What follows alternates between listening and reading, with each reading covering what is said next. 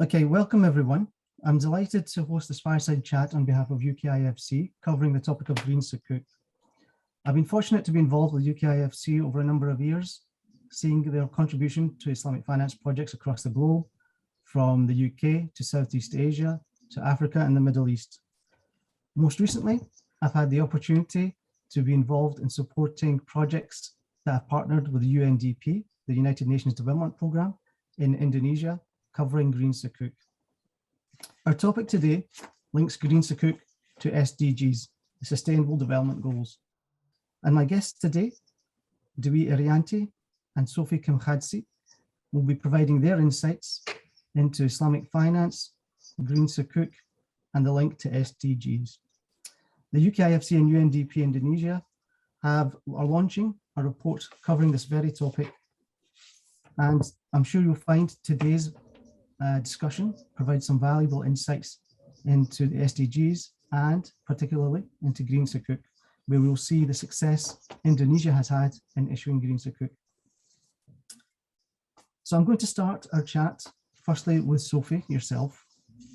My opening question to you: how important do you see Islamic finance and particularly green Sukuk in contributing towards the Sustainable Development Goals? Good day, Nadim and Dwi, and thank you for inviting me to join this very interesting conversation today. Now, with regards to your question, you said it yourself, the SDGs is the most ambitious agenda that mankind has ever had. But with regards to SDGs, we are also hard-pressed for time and for funding. And the pandemic has only made this task of achieving SDG harder for all of us. Now, we are now less than 9 years away from 2030, and the UN estimates that we need up to $7 trillion per year to meet the agenda for sustainable development. Now, developing countries face an annual gap of $2.5 trillion pre-COVID, and the pandemic has only widened this massive funding gap, and it is around $4 trillion now. So here, Islamic finance offers the most viable solution, not just because of its vast capital, but also because its principles are strongly aligned with the core values of the Sustainable Development Goals. By 2024, the total value of Islamic finance is expected to reach $3.5 trillion, and it is expected to rise even further. Islamic finance offers a more sustainable financing system, and it is a good alternative source of financing for the SDGs. Green Sukuk here is a great example.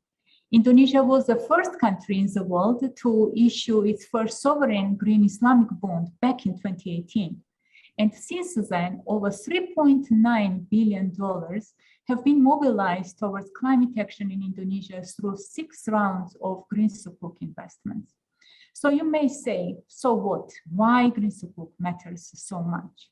And the answer is very simple, because it allows to expand the fiscal space and to make more resources available for financing green projects, including green infrastructure initiatives. For example, from the green Sukuk, we have supported the construction of the 600 kilometers of railway track. And we've also seen increase in the supply of clean electricity of more than 7 million kilowatt hours, and also improved solid waste management for 7 million households. These all are very concrete initiatives which are contributing to attainment of sustainable development goals, but also benefiting people and the planet. One other thing, Nadim, if you allow me to say, is that green Sukuk, of course, is an important aspect of Islamic finance, but it is not the only instrument. For example, at UNDP, we have an excellent collaboration with BASNAS, the National Zakat Agency. And in Indonesia, we are the first country which managed to channel Zakat funds for sustainable development goals. And I fondly remember my first visit to remote areas of Jambi, where we inaugurated microhydro, which was constructed with the support of Zakat resources. So it is because of this that UNDP forged its partnership with the government of Indonesia and academia to set up country's first Center of Excellence on Islamic Finance for the achievement of SDGs with Islamic Development Bank. And this is an exciting milestone, and it can unlock many more opportunities for SDGs financing for better communities across Indonesia. Thank you, Sophie. So Dwi, Indonesia has been on a journey and has been a pioneer in issuing green Sukuk. Can you give us some context and provide us with some illustration on the success that Indonesia has had in issuing green Sukuk? Yeah, thank you, Nadine. Regarding your questions, since leading as the world's first sovereign green Sukuk issuer in 2018, the government of Indonesia has raised over $3.9 billion from its 6 rounds of green Sukuk issuance. We issue 4 times in the global market and 2 times in the domestic retail market, which has been mobilized towards financing and refinancing government climate change adaptations and mitigation effort. Furthermore, multiple recognitions and awards have been received by Indonesia Sovereign Green Sukuk. So far, we received 14 international awards for green Sukuk itself.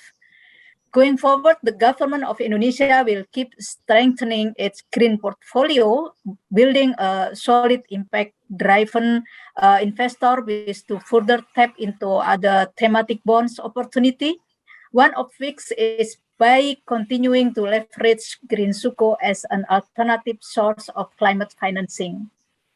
We will also work on enhance our disclosure, especially about impact reporting. We understand ICMA has just refreshed the green bond principles to 2021 version with greater emphasis toward disclosure and transparency. ICMA also refreshed impact reporting guidance, such as a harmonized framework for impact reporting. Of course, we will take guidance from ICMA handbooks and principles for further our reporting effort. In addition, you can expect more initiative from Indonesia as we continue to build and refine our framework to reflect our continuous commitment toward sustainable development. And we are eager to create breakthrough and do the extra mile for this purpose. And our refined framework covers green, blue, and social focuses. So following this publication, Indonesia has also successfully debuted its SDGs bond amounting 500 million euro, just executed last week, which also become one of the very first in the world. This becomes a testament to the concerted and relentless commitment and effort that have been poured by the government of Indonesia in order to pioneer and educate the sustainable finance space within the capital market and to the wider public as a whole. Back to you, Nadim. Thanks, Dwi. I think, when I was involved, it was great to see the success that Indonesia had, a real world leader in terms of issuing green Sukuk.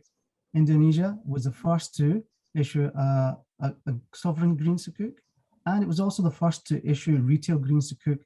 So that was a real tremendous success. And the success of those issuances, I think, was clear. As you've mentioned yourself, you've got more green Sukuk issuances coming out. I think you've regularly issued retail green Sukuk into the market that have been had very good uptake from what I understand.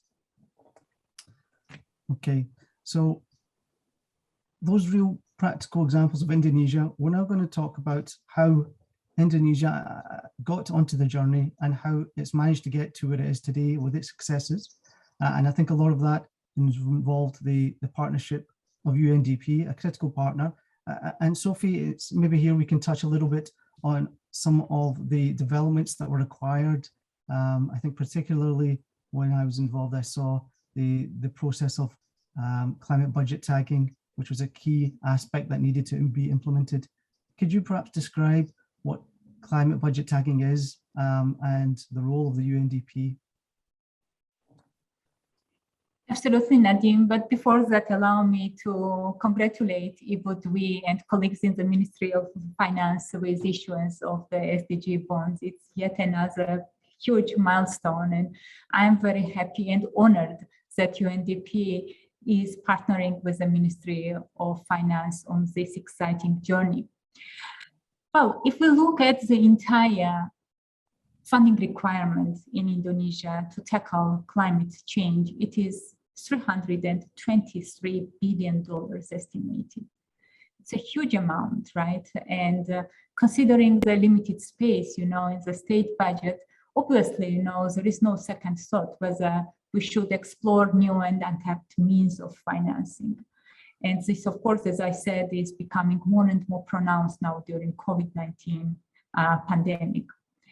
Well, this is where both climate budget tagging and then green bonds and green sukuk play an important role in supporting government's 2030 climate ambition.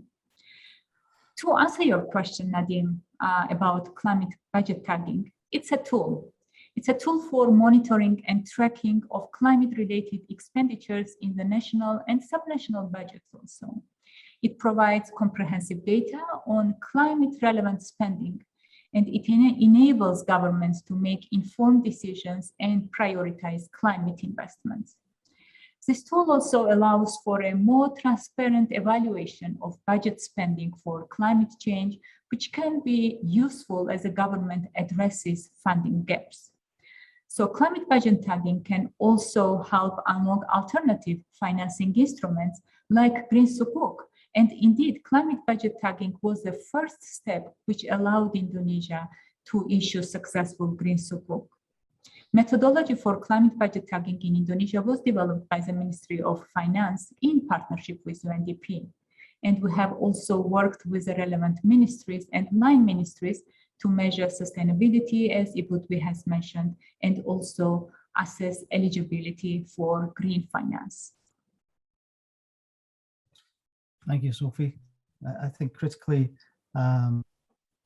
CBT or climate budget tagging certainly appears to be the first step that was required to start this journey for Indonesia into issuing green sukuk. And I'm now going to go back across to you, Dwi, and to get some of your response on this journey. So the journey, as Sophie mentioned, it started with the partnership and the climate budget tagging process. But can we cover off maybe some of the other challenges that you faced? Can you provide to us some information? As Indonesia was the pioneer, the first to issue green sovereign sukuk, what were some of the challenges that Indonesia had to overcome in getting this project to be a success? Okay, sure, Nadine. The successful issuance of our green sukuk was not without effort, of course. The journey was started back in 2016 with the budget tagging.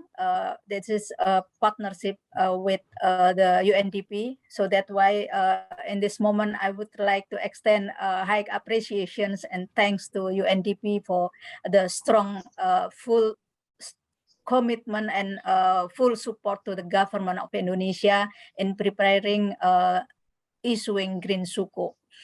With the budget tagging program, we try to identify government projects and programs in our state budget that can be classified into supporting climate change or green initiative. And the next step is in structuring and designing new instrument with green projects as underlying asset. And the decision was eventually to issue a global green sukuk instrument as a green principles are very much aligned with Islamic principles. Simultaneously, we also preparing Indonesia green bond and green sukuk framework because once we issue green sukuk, then we need to develop what we call a green framework. After approximately a year in discussion and drafting, the framework then reviewed by an independent reviewer, which is Cicero from Norway, who assigned the framework with medium green shading. We were finally in the position to issue our inaugural green Sukuk in 2018. The issuance was the first of its kind. No sovereign has ever tested the water before at the time. So there was a lot of discover and figure out whether it will be attractive enough for the investor or not. But alhamdulillah, gratefully, we had a very close engagement and intensive discussion with our banks who help us to communicate with the investor, and the banks provide sound advice. And eventually, the response we received from investor was very satisfactory. Based on our experience, there are some challenges across the process. I can name it the need of unparalleled commitment, strong leadership, and coordination due to the long process required and the number of stakeholders involved.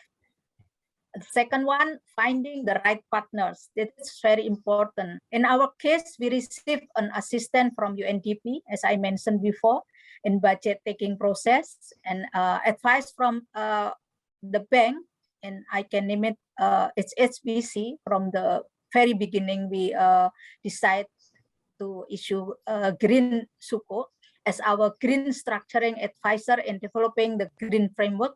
And lastly, appoint Cicero as a reviewer for the green framework. And the next, benchmarking against peers. That's very important as well. The need to develop green bond and green Sukuk framework that meet guidelines, green standard by benchmarking to the sovereign green bond framework issued by other countries. In this case, we benchmark to Poland, France, and Fiji. And we need to have intensive communication and education to investors via roadshow and investor meetings.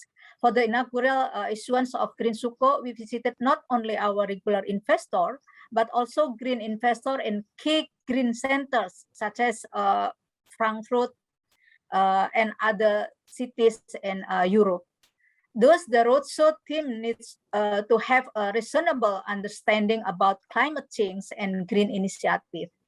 Lastly, continuous commitment and annual impact reporting. Every year, we have obligations to provide what we call a green impact report. We need to coordinate with line ministries that manage the green projects, developing indicators for monitoring and reporting, delivering outputs, and calculating projects' environmental impact, as well as appointing external auditor to provide assurance report. This extra step of transparency is highly regarded by investors, and therefore a lot of effort was spent in our in order to issue the report yearly. That's the challenge that we face, but everything we have done right, and alhamdulillah, the investor accepted all our impact report. Thank you, Dwi. Yeah, that's quite a lot of challenges there that you've managed to cover there. It's really, I suppose, not unexpected, given that you were the first to issue a green Sukuk and you started on a journey in partnership with UNDP. You had to overcome and develop a lot of things from scratch. It was great to see you talked about the climate budget taking process, establishing a new green framework, holding roadshows, to issuing something that had never been issued before. I'm sure the roadshows were a challenge as well. And you have this added aspect of assurance that's required, that sign off that was required from Cicero. So a lot of challenges there. And we're approaching towards the end of our time, but let's briefly touch, let's open this up a little bit to a question that either of you, Sophie or yourself, Dwi, can can contribute. But you both mentioned the partnership role that both UNDP and Indonesia had. How did UNDP Indonesia and the Ministry of Finance work together? Is there certain aspects that you'd like to highlight of your partnership, of working together in this innovative project? Sophie, maybe I can have you start on that question. With greatest pleasure, absolutely, Nadim. And indeed, it has been a mutually rewarding partnership. And we were privileged actually to be partners of the government in this super exciting journey. I have to say that UNDP was at its best when working with the Ministry of Finance on climate finance agenda. We managed to mobilize our team here in Indonesia, and I'm sure you know well about our innovative financing lab, which we established in Indonesia within UNDP as a co-creation space, to experiment and to develop these new instruments and new approaches for leveraging financing for sustainable development goals. But on top of that, we also mobilized and brought expertise from the region and from the headquarters of UNDP. So at the end of the day, we were able to provide a top-notch but locally rooted, strongly locally rooted expertise and experience to the government of Indonesia. Together with the government, we also adopted a hands-on approach and covered the entire spectrum of issues related to bond issuers, right? From the pre-issuance stage until the data collection and the assurance processes. And Dwi has mentioned how important is, to keep an eye on all the processes throughout the entire cycle. And we also collaborated with the line ministries to improve project management and develop reporting systems. We've also formed effective partnerships with key stakeholders, both locally and also internationally, to optimize the support for Indonesia's green financing landscape. And finally, to ensure sustainability of this initiative, of course, capacity building, capacity development at all levels was very much in our focus. And we also supported government campaign and advocacy through a series of global and national events. Dwi, anything you'd like to reflect on in your partnership with UNDP? Yeah, of course. My team, MOF team of ROI, actually collaborated on various activities with UNDP. And in the case of Green Sukuk, I think we have become a big team as a green team. So not only partnership, so what I can call it, UNDP team and MOF teams now is become a family, because when we partners with UNDP not only once and before issuance, but continue from the first we preparing and issuing Sukuk until we have to prepare our impact report. And you know that Indonesia continue issuing Sukuk every years. Now it's already 4 times in global market and 2 times in domestic market. And coming month, we will issue another retail green Sukuk. The various activities that we have done with UNDP, including development of the climate budget taking mechanism since 2016, as I explained earlier. And the other is the mechanism enables the government to track and identify expenditures, projects that contribute toward climate change mitigation and adaptations in accordance with Indonesian climate target. And the success of CBT enables the government to identify the climate financing gap between the needed of available financial resource required for Indonesia to reach its climate ambitions. So as part of the collective effort to close this gap, in 2018, the government of Indonesia to continue its partnership with UNDP to develop a green financing instrument. And the result of our partnership because we already provide a good report. All of the report we have published 3 times for now, and 3 impact report. All of them is audited report, and that's make sure and make confidence of our investor, especially green investor. It sounds by you see, increasing the participation of green investor from 2018 and 2019. The green participant of green investors only 29%. But after we provide impact report that helped by the UNDP, the participation of investor increased to 34% in 2020 and 57% in 2021. So our partnership will of course continue, because we still continue issuing green Sukuk, and of course we have to provide impact report until all the green Sukuk mature. And you know, in 2021 we issue not only in 5 tenor, but we lengthening the tenor until 30 years.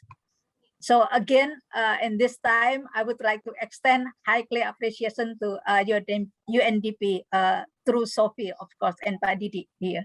Thank you, Dwi. That was excellent. I particularly enjoyed that description. Like you said, it wasn't just a partnership, but actually a family that was pulled together. That was fantastic. Time is escaping us, unfortunately. It's been a fantastic conversation so far, but I think it's time to bring it to an end. And I'm going to ask very briefly for each of you to comment on what the future holds. What does Green Sukuk and what do you expect to see going forward? Now, first of all, we are embarking in COVID recovery, right? And this is once in a generation, if I can say so, opportunity for us to restart development trajectory and to make it greener and more inclusive and more sustainable. Now, if anything, the pandemic has highlighted once again an urgent and critical need to unlock and leverage new and innovative sources of financing for climate, for SDGs.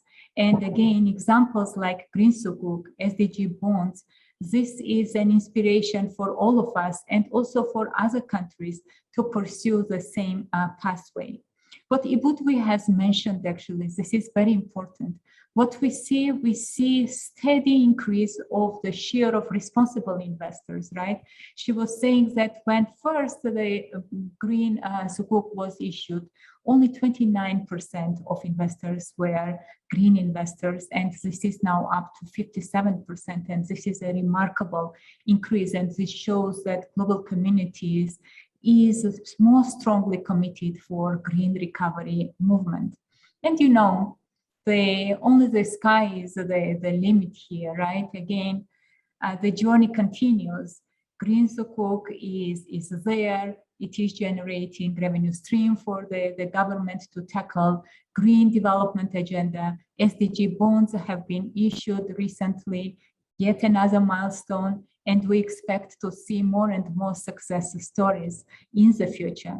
So let me conclude by saying that UNDP has been a proud partner of the Ministry of Finance in the preparation and issuance of Green Sukuk and other funding instruments, and we will continue to provide our technical assistance and capacity building as we work together for delivering Indonesia's climate change response.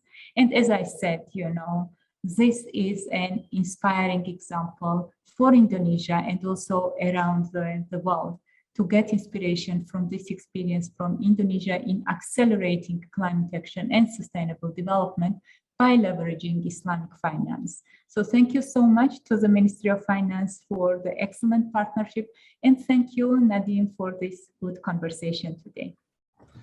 Thank you, Sophie. Excellent. Some very positive comments there, and you're absolutely right on the way to go forward. And I'll just hand over to Dwi. Any final comments from yourself on the way forward and future for Green Sukuk? Yes. Yes, Nadim, thank you. Of course, as I mentioned that government of Indonesia is highly committed,